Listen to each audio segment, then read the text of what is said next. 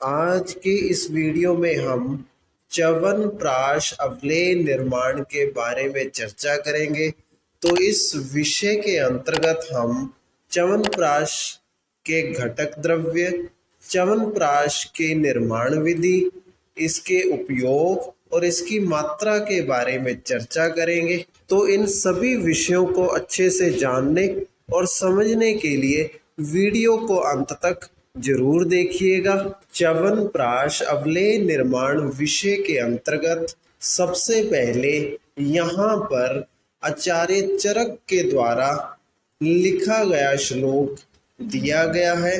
इसे आप वीडियो को पॉज करके भी पढ़ सकते हैं।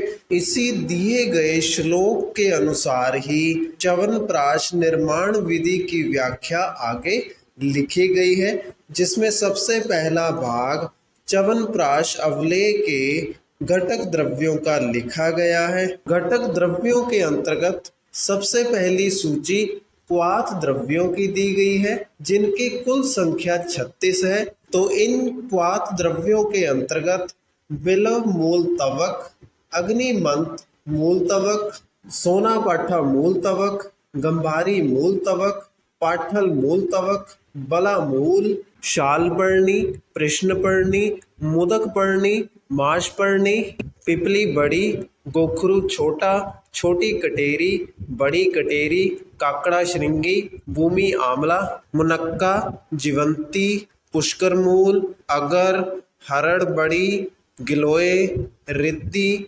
जीवक, ऋषभक, कचूर, नागरमोथा, पुनर्नवा, मेदा, बड़ी इलायची, लाल चंदन, नीलकमल, विदारी कंद, वासामूल, काकोली, काकनासा नामक द्रव्य आते हैं। तो इन क्वाथ द्रव्यों की सूची के बाद लिखा है कि बिल्व मूल से लेकर काकनासा तक के द्रव्यों को एक एक पल यानी 4 तोला अथवा 50 ग्राम की मात्रा में लेना चाहिए। इसका अर्थ ये हुआ कि बिल्व मूल से काकनासा तक के लिखे गए प्रत्येक द्रव्य को 50-50 ग्राम की मात्रा में लेना चाहिए। इसके बाद कुछ और द्रव्यों की सूची मात्रा सहित दी गई है।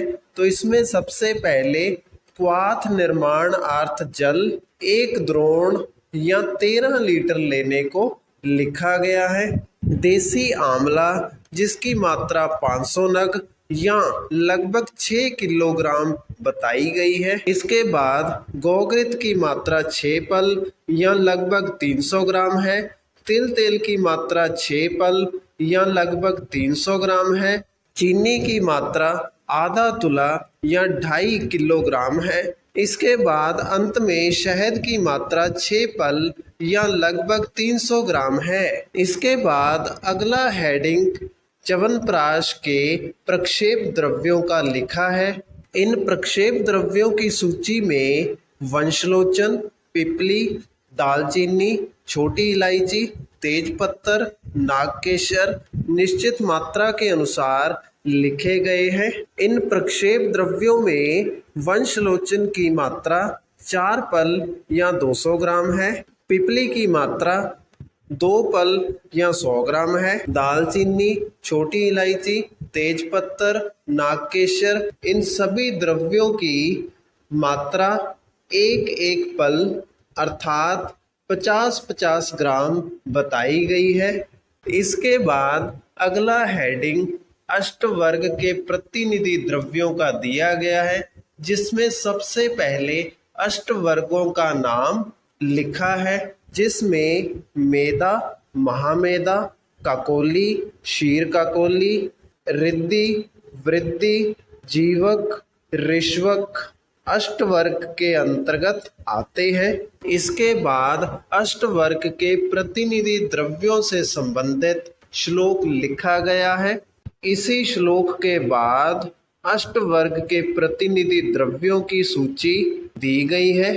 यहाँ पर प्रतिनिधि का अर्थ इंग्लिश भाषा के शब्द सब्स्टिट्यूट से आप समझ सकते हैं, जिसका अर्थ यहाँ पर ये है के अष्टवर्ग के किसी द्रव्य के ना मिलने पर उसके प्रतिनिधि द्रव्य का प्रयोग किया जाएगा। इस प्रकार मेधा का प्रतिनिधि द्रव्य अश्वगंधा है, महामेधा का सारिवा, जीवक का गिलोय, ऋषभक का वंशलोचन, रिद्धि का बला, वृद्धि का महाबला, काकोली और शीर काकोली का शतावरी लिखा गया है।